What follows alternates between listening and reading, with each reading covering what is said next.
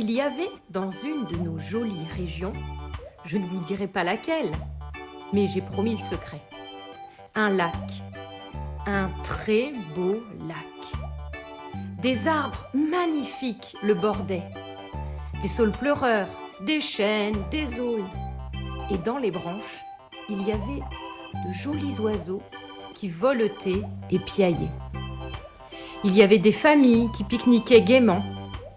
L'eau du lac était claire et en se penchant, on pouvait voir jusqu'au fond.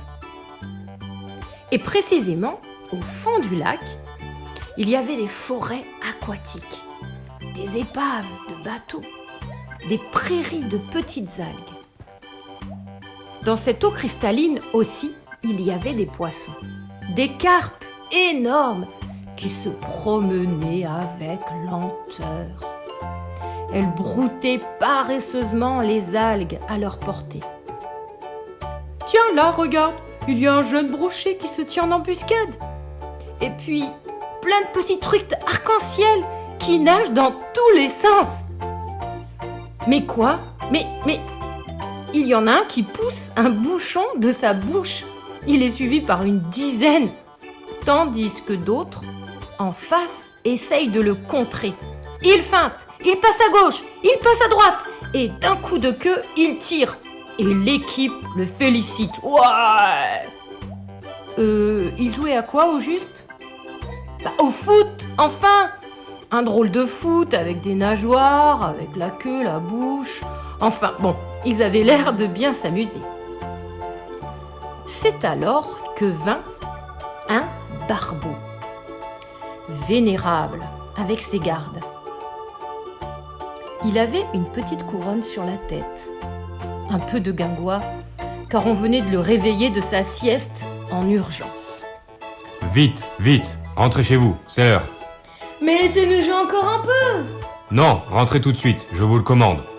Et le roi des poissons ordonna à ses gardes de pousser tout ce beau monde hors de la prairie d'herbes aquatiques où il jouait.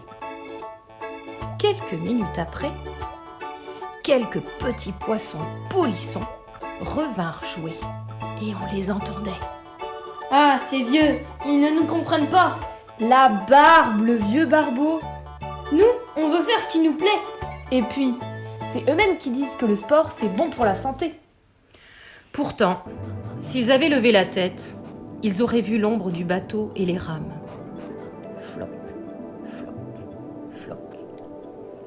Il arrivait juste au centre du lac, précisément au-dessus de la prairie où chahutaient les petits poissons désobéissants. S'ils avaient été moins occupés à jouer, ils auraient entendu le bruit du filet qui touchait l'eau et qui descendait juste au-dessus d'eux. Et quand ils s'en rendirent compte, il était trop tard. Il y avait 3 poissons pris dans le filet. Ils essayèrent de s'échapper en l'attaquant avec leurs dents, mais inexorablement, le filet remontait jusqu'à ce qu'ils disparaissent. Ah non, pas encore. Le roi de poissons était partagé entre la tristesse de voir de jolis petits gardons tout brillants disparaître encore, et puis il était furieux de la bêtise de leur désobéissance. Il faut que je fasse quelque chose, mais quoi ? Je sais, plantez des pieux au fond du lac. Ordonna-t-il à ses gardes. Plantez-en 10 et mettez un écriteau sur chacun avec l'inscription « Au nom de la loi, toute personne se trouvant à l'intérieur de la zone des 10 poteaux est en danger. La zone est interdite sous peine de prison dans les frayères. Je le veux et je l'ordonne. » Aussitôt dit, aussitôt fait. Les piliers furent plantés, l'écriteau mis en place, et personne ne s'aventura. Tous les dimanches, la barque venait au-dessus du lac, jetait les filets, mais les pêcheurs revenaient bredouilles. Les semaines passèrent. 1, 2, 3, 4, 5. Et un jour, un petit goujon, particulièrement turbulent, dit à ses copains. Il y en a assez de ces règles. Moi, je veux faire comme je veux. Vous venez? Les jeunes poissons se regardèrent. Tu crois? Mais on va nous mettre en prison. Bien sûr que non! Tu vois notre bon roi nous mettre en prison? Il a dit ça pour nous faire peur. C'est vrai que notre roi est gentil. Mais est-ce qu'on ne doit pas lui obéir parce qu'il est sage et bienveillant? Non! Place aux jeunes! Allez les gars, je vous mets 10-0. Et tous les jeunes poissons nagèrent vers la prairie et commencèrent à jouer au foot. Quand soudain, l'ombre de la barque apparut et on entendit floc, floc, floc. Pendant ce temps-là, le moniteur de l'école du dimanche s'impatientait.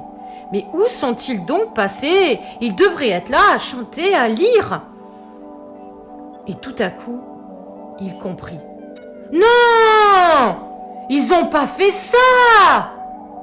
Et il nagea au bord de la prairie. Il voyait les joueurs et aussi l'ombre de la barque. De toutes ses forces, il nagea vers la salle du trône où siégeait le roi des poissons. « Sire, sire, les petits poissons !» Quoi? Reprends ton souffle. Que veux-tu dire? Ben, les petits poissons, ils sont pas à l'école du dimanche, ils sont... Non! Et le roi des poissons s'élança. Mais plus rapide que lui, son fils était déjà sur place. Il attaquait de toutes ses dents le filet qui avait pris tous les petits poissons désobéissants. Déjà, le filet s'ouvrait et les petits poissons commencèrent à sortir. Filez, filez! Alors pour les faire sortir plus vite, le fils du roi entra dans le filet qui remontait et il poussait les petits jeunes hors du filet. Tous les poissons furent sauvés, sauf le fils du roi des poissons. Tous revinrent tristes, mais tristes. Ils savaient qu'il leur devait la vie au fils du roi. Mais, alors que les pêcheurs le retiraient du filet, le fils du roi, d'un grand mouvement brusque, leur échappa des mains et tomba à l'eau. Vous imaginez la joie de tous quand le fils revint auprès de son père après avoir donné sa vie pour sauver les poissons. Depuis, les poissons savent que c'est dangereux d'aller là, entre les 10 poteaux.